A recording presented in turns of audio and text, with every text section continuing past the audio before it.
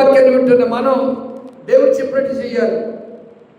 ప్రార్థన చేస్తున్న మీరు అన్ని జనుల వలె వ్యర్థమైన మాటలు మాట్లాడొద్దు. చూడు, తాగుబోతులు మాట్లాడతారు, ఏం మాట్లాడతారు, అలా నువ్వు మాట్లాడొద్దు.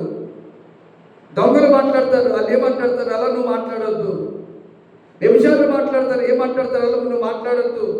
కోర్టుకేసారు వ్యభిచారులు, మా వృత్తే ఇది, మేము ఇలాంటి వ్యభిచారం చేస్తేనే బతుకుతాం, కోర్టు కూడా వేశారు. మీరు అలా మాట్లాడొద్దు, అబద్ధాలు మాట్లాడొద్దు, మోసం మాటలు మాట్లాడొద్దు, అన్యాయం చేయొద్దు, కీడు చేయొద్దు, ద్రోహం చేయొద్దు, ఎవరిని దోచుకోవద్దు.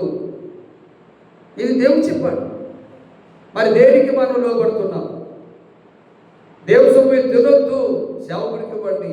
9 రూపాయలు తిను, 1 రూపాయ సేవకుడికి ఇమ్మన్నాడు. సగం తీసుకొచ్చే మళ్ళా మీకే ద్రోహం చేయలేదు దేవుడు. మీకోసం ప్రార్థన చేస్తున్నాడు ఈ సేవకుడు, మీకు సత్యవాక్యాన్ని బోధిస్తున్నాడు ఈ సేవకుడు, మీకు నీతి మార్గాన్ని అలర్ట్ చేసే సేవకుడు మీకోసం పనిచేస్తున్నాడు. కనుక ఆ 1 రూపాయి ఆయనకి జీతం, అది ఆ రూపాయి నువ్వు తినొద్దు అన్నాడు. నువ్వు తింటున్నావంటే శాపం రాక ఆశీర్వాదం ఎలాగొస్తుంది, కీడు రాక మేలు ఎలాగొస్తుంది, రోగాలు రాక ఆరోగ్యం ఎలాగొస్తుంది. దేవుడు చెప్పింది చెయ్యకపోతే మనం పరలోకానికి చేరలేము. కాబట్టి దేవుడు చెప్పింది చేయడానికి ఇష్టపడండి. రెండోది ఏమన్నాడు? విస్తారంగా మాట్లాడుతారా, మనమే వినబడుతుందేమో అని విస్తారంగా మాట్లాడతారు వాళ్ళు. మీరు వారి వలె ఉండొద్దు, వారి వలె ఉండొద్దు. విస్తారమైన మాటలు మాట్లాడతారండి. శారమ్మ గారి కొరకు చెప్పండి, విస్తారంగా చెప్తారు. రుతు గారి కొరకు చెప్పండి, విస్తారంగా చెప్తారు. లేయ గారి కొరకు చెప్పండి, విస్తారంగా చెప్తారు. యెహోషువ గారి కొరకు చెప్పండి, విస్తారంగా చెప్తారు. రాజుగారి కొరకు చెప్పండి, విస్తారంగా చెప్తారు. కానీ యేసయ్య కొరకు చెప్తారా? యేసయ్య అలాంటి వాడు చెప్తారా? యేసయ్య ఎన్ని అద్భుతాలు చేశారో చెప్తారా? ఎవరి కోసం ప్రాణం పెట్టారో చెప్తారా? అవి చెప్పరు.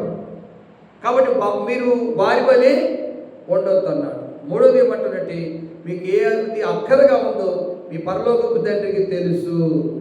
అడగక మునిపే ఆయన మీ అక్కర తీరుస్తాడు. కాబట్టి ఆయన సన్నిధికి వెళ్ళి ఆయన మాటలు విని ప్రార్థన చేయండి. పరలోకపు తండ్రి, అందుకే మీరు ఇలాగున ప్రార్థన చేయండి అన్నాడు. మరి మనం మాకు తెలిసినట్టు పాస్టర్ గారు ప్రార్థన చేయడం కూడా మాకు రాదా అంటారు. మళ్ళీ కొంతమందికి ప్రార్థన ఎలా చేయాలో తెలియదు, కొంతమందికి పాటలు ఎలా పాడాలో తెలియదు, కొంతమందికి సాక్ష్యం ఎలా చెప్పాలో తెలియదు, కొంతమందికి ఆరాధన ఎలా చేయాలో తెలియదు. అందుకే యేసుప్రభువు మీరు లాగున ప్రార్థన చేయండి అన్నాడు. కాబట్టి సేవకుడు చెప్పినట్టుగా చేయడానికి ఇష్టపడితే, దేవుడు చెప్పినట్టుగా చేసినట్టుగా ఇష్టపడితే మీ అవమానాలు పోతాయి, మీ అక్కలు తీర్చబడతాయి. యేసుప్రభువు చెప్పినట్టుగా చేశారు. ఎవరు? కానాపురంలో వివాహం దగ్గర అక్కడ ద్రాక్షరసం అయిపోయినటువంటి వాళ్ళు నీళ్ళు పోయమంటే పోశారు. ఎందుకయ్యా నీళ్ళు అల్లా? యేసుప్రభువు ఆశీర్వదించాడు. ఈ పట్టుకుని అందరికీ పోయమన్నాడు. ఇదేంటే నీళ్ళు పోయమంటావు అని అడగల, రెట్టబద్ధంగా అడగల. యేసుప్రభువు చెప్పిందే చేశారు. మరి నీళ్లు ద్రాక్షరసం మారేయలేవా? మధురమైన ద్రాక్షరసం మారాయి, రుచిగల ద్రాక్షరసం మారాయి. అలాంటి కార్యాలు మన జీవితంలో జరగాలంటే ఒకటి యేసుప్రభువు చెప్పినట్టు చేయాలి.